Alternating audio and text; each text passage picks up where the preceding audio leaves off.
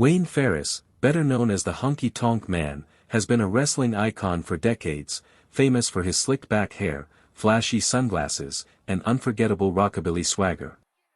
Fans have always admired his larger-than-life persona, but behind the showmanship, there's a real person with stories untold.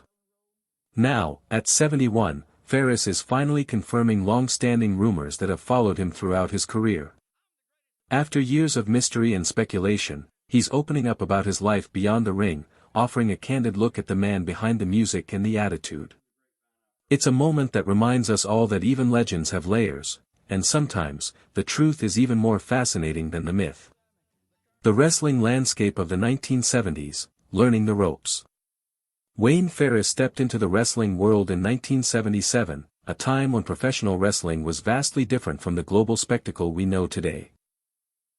Back then, the sport was fragmented into regional territories, each ruled by its own promoters and packed arenas filled with local fans who lived and breathed their homegrown heroes and villains. It was a grassroots world, raw and gritty, where every aspiring wrestler had to prove themselves in front of passionate, sometimes unforgiving crowds. For Ferris, this meant starting at the bottom, working the lower cards and wrestling in small venues across the Midwest. One of his early homes was under the wing of promoter Henry Rogers in Missouri. Wrestling in this territory system was a true test of endurance and commitment. You traveled constantly, often sleeping in cheap motels or sometimes even in your car. It wasn't glamorous, but it was where future stars learned their craft. Matches weren't just physical contests, they were performances where storytelling mattered just as much as athleticism. Ferris was no different. Those early years were about soaking in every lesson. Mastering basic moves, understanding ring psychology, and most importantly, learning how to connect with the crowd.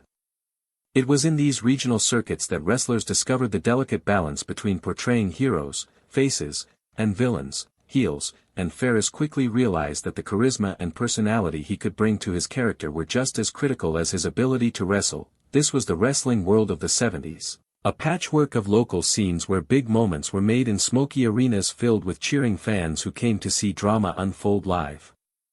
For Wayne Ferris, these humble beginnings were the essential foundation of what would later become a legendary career. Memphis wrestling, the crucible of character development. By 1978, Ferris's journey brought him to Memphis, Tennessee, a place many wrestling historians consider one of the most important wrestling hotbeds in the country. Memphis was known for its electric atmosphere, fueled by some of the most passionate wrestling fans anywhere. The city had a rich wrestling culture, and the stakes were high every night. Here, storytelling wasn't just about what happened in the ring but how characters clashed emotionally in a way that drew the crowd into the drama. Wrestling in Memphis was a rite of passage for many, and it quickly became a crucible for Ferris's growth. It was in Memphis where he worked alongside both emerging stars and seasoned veterans, all of whom pushed him to refine his in-ring abilities and deepen his character work. His time there marked a significant transition, from the anonymous jobber who loses matches to build others up, to a more recognized and respected competitor. One of the most formative aspects of this period was Ferris's partnership with Larry Latham, forming a tag team known as the Blonde Bombers. Managed by Sergeant Danny Davis, the Blonde Bombers were tough, aggressive, and carried a wild energy that instantly drew attention. The team was rough around the edges but had undeniable chemistry, creating some memorable moments that helped Ferris stand out. Memphis wrestling wasn't just about flashy moves, it was about raw emotion, feuds that felt personal, and characters who seemed larger than life. This environment taught Ferris the importance of connecting with the audience, learning how to play off their reactions, and crafting a persona that wasn't just a wrestler but a character fans could either love or love to hate. The Blonde Bombers and the Tupelo Concession Stand Brawl. The Blonde Bombers were more than just a tag team, they were a force of chaos that brought a fresh edge to the Memphis wrestling scene. Their style was hard-hitting and no-holds-barred, combining technical wrestling with brutal brawling.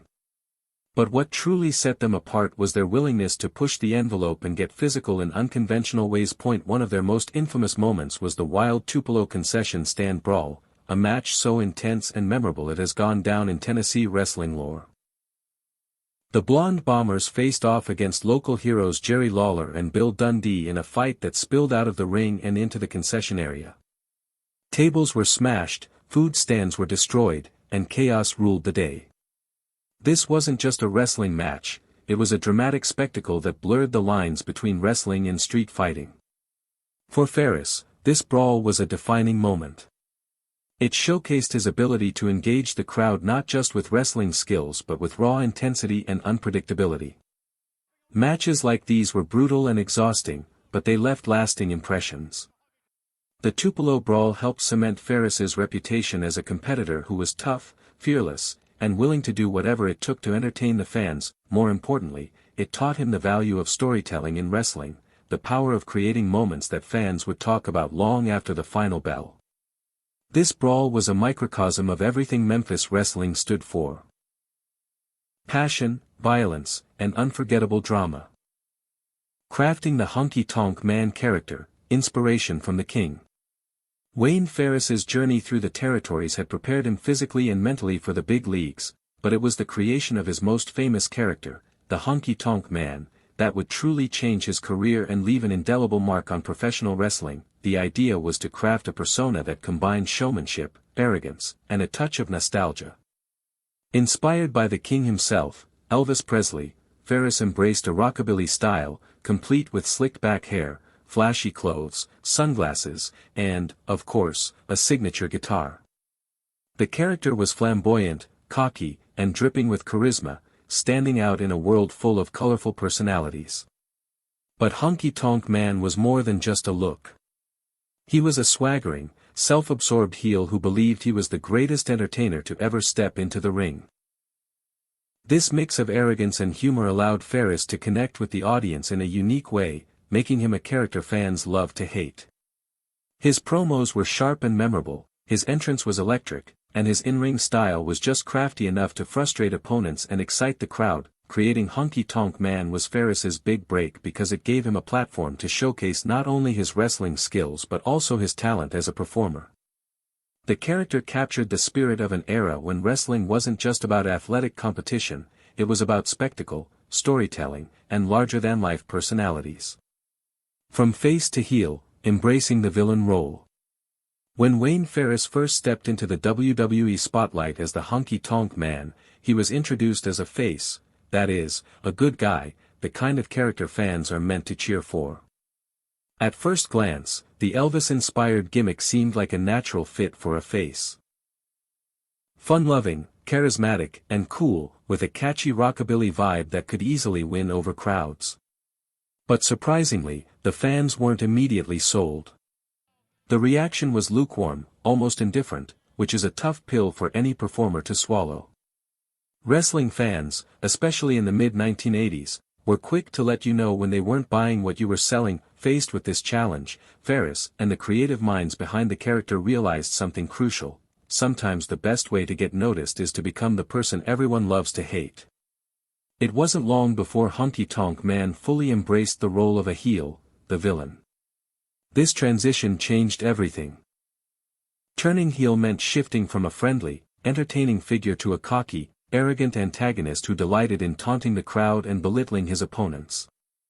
Honky Tonk Man's persona flourished in this darker shade. He became the ultimate showman villain, dripping with self-importance, wearing sunglasses indoors, strumming his guitar mockingly, and delivering sharp, biting promos that poked fun at the audience and other wrestlers alike. His arrogance was magnetic, fans couldn't help but pay attention, even if it was to boo him loudly. A huge part of this transformation was his alliance with Jimmy Hart, one of wrestling's most famous managers, known as the Mouth of the South. Hart's quick wit and charismatic presence complemented Honky's brash character perfectly. Together, they formed a formidable duo that ignited some of the most intense crowd reactions of the era. The breakthrough, winning the Intercontinental Championship. The defining moment of Honky Tonk Man's career came on June 13, 1987.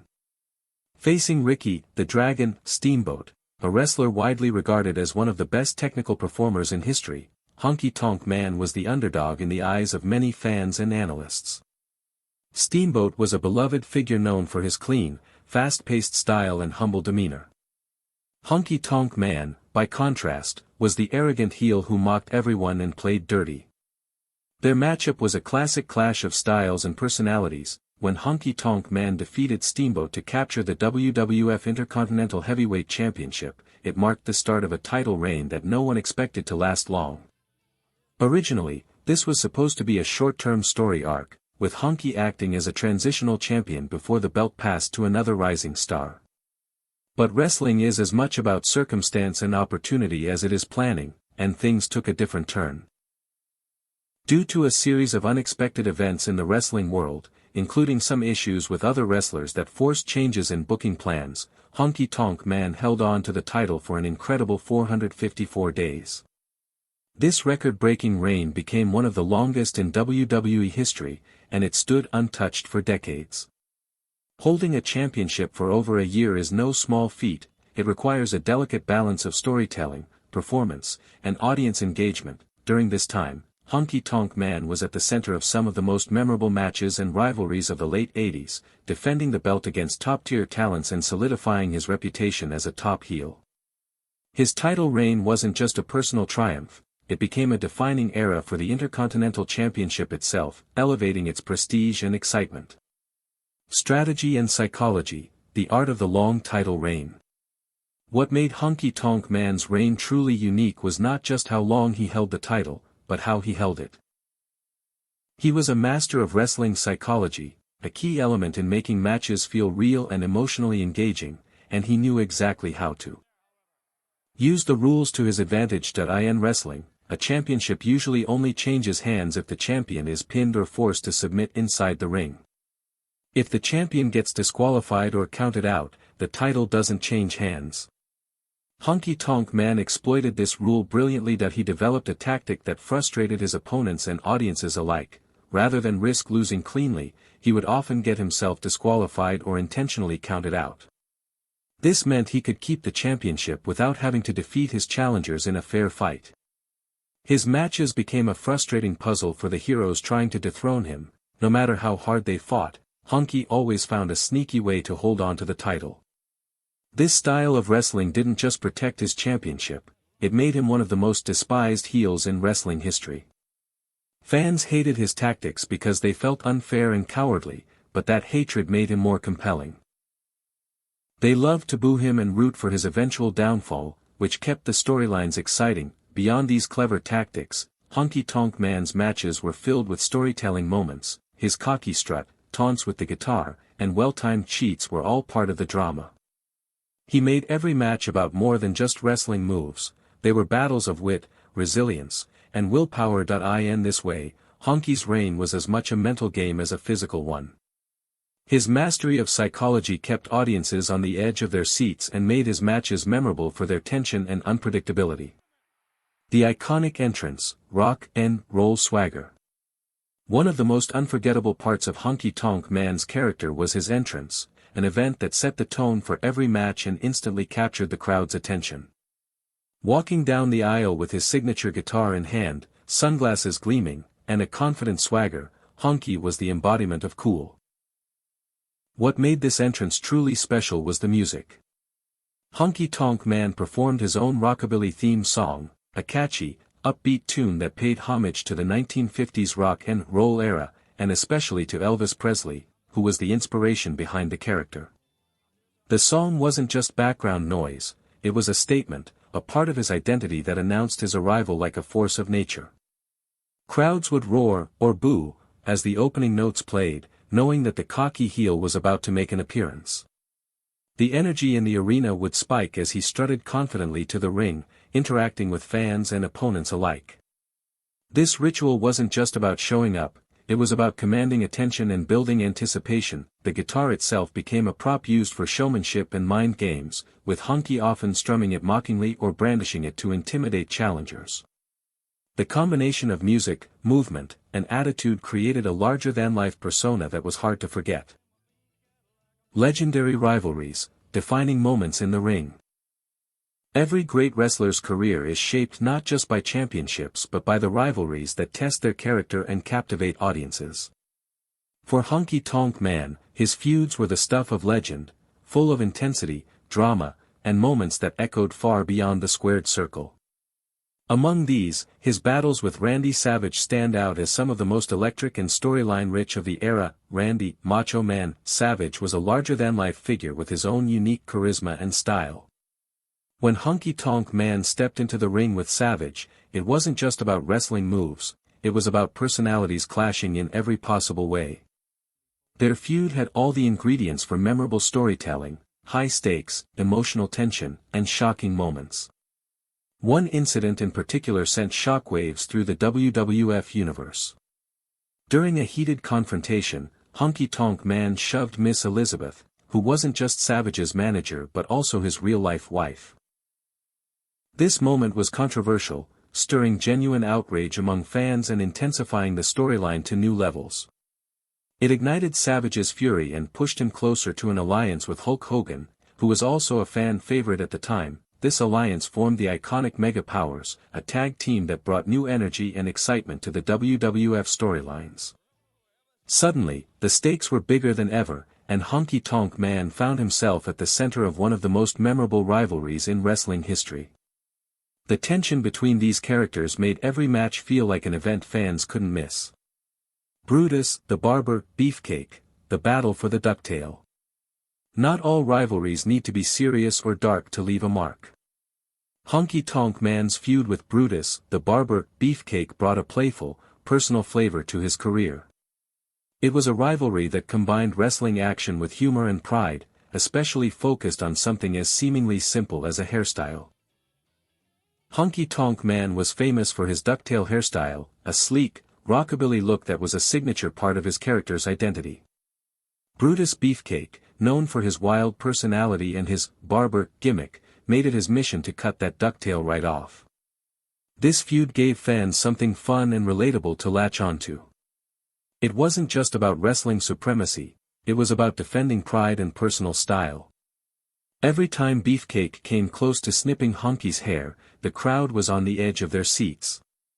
The matches were charged with energy, blending humor, competition, and a bit of showmanship that kept audiences engaged and entertained. Their battles played out as an ongoing saga. Fans loved the back and forth, the near misses, and the playful antics. It was a refreshing contrast to the more serious feuds Honky Tonk Man was involved in and helped showcase his versatility as a performer.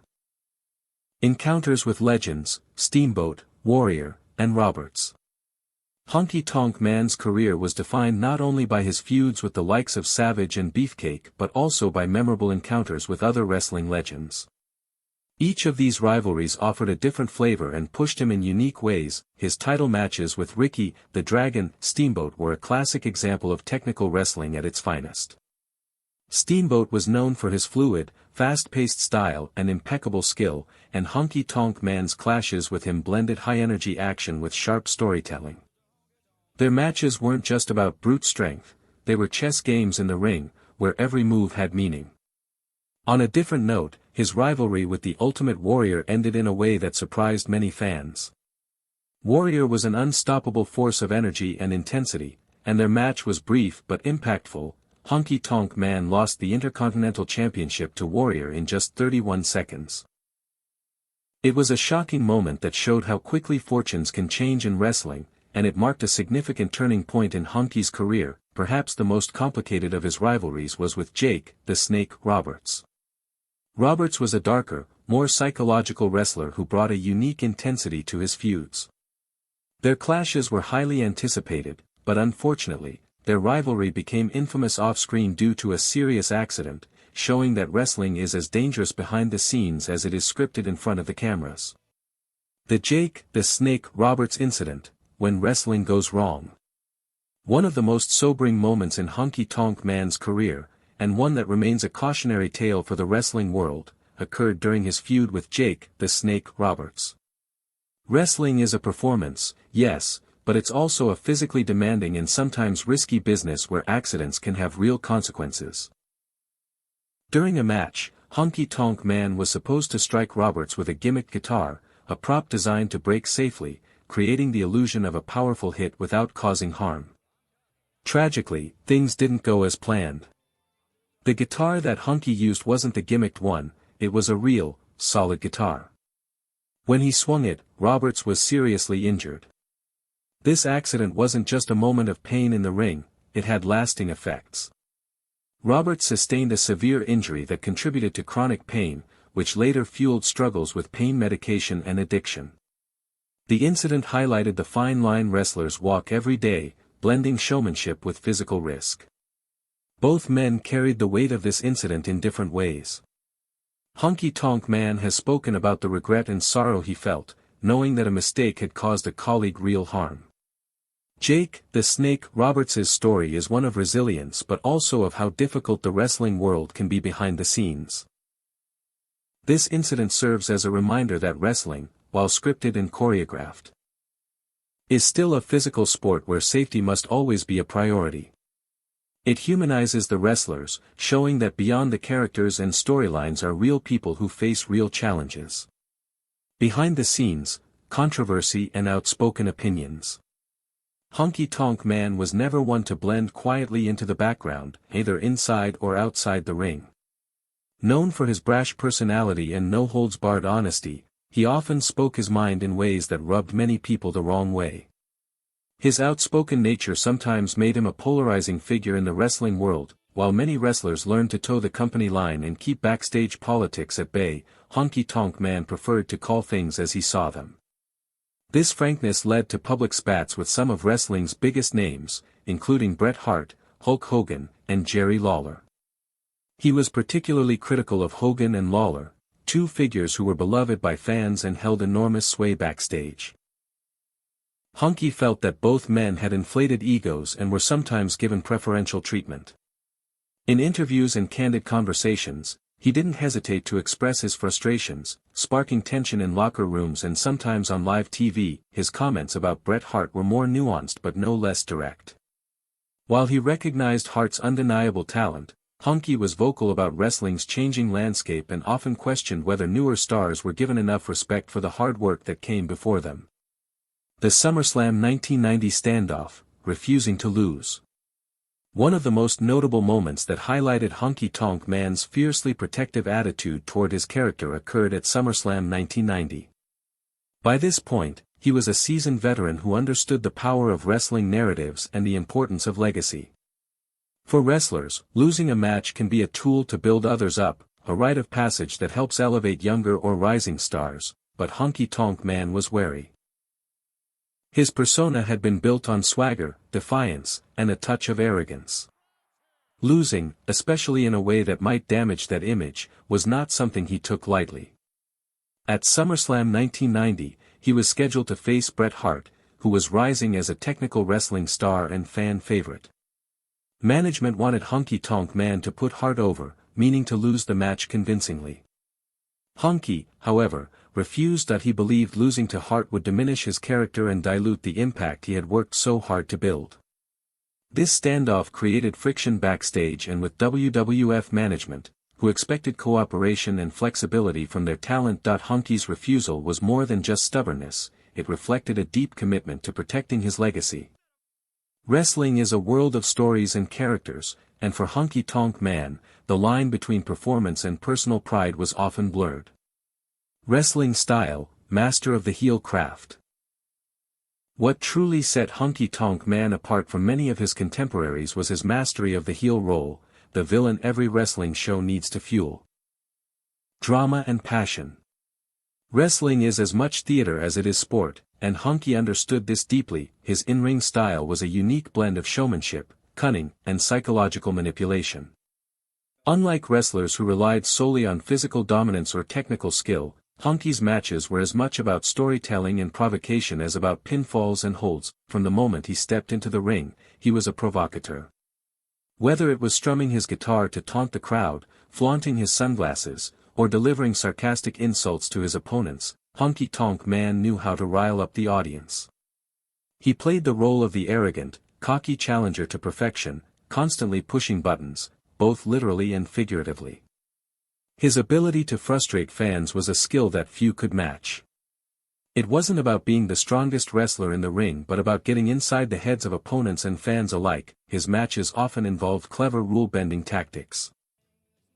using distractions, technicalities, or sneaky moves to escape defeat. This not only prolonged his title reign but also added layers to his character. Fans hated him, yes, but they couldn't look away. The emotional investment made his bouts must-see events. That it's also worth noting that Honky Tonk Man's wrestling wasn't just about villainy. Beneath the flamboyant exterior was a skilled athlete who could execute moves with precision and pace. His ability to blend entertainment with wrestling fundamentals made him a standout performer of his era. The end of an era, losing the title and career decline. No reign lasts forever, and Honky Tonk Man's historic run with the WWF Intercontinental Heavyweight Championship came to a shocking and swift end at SummerSlam 1988.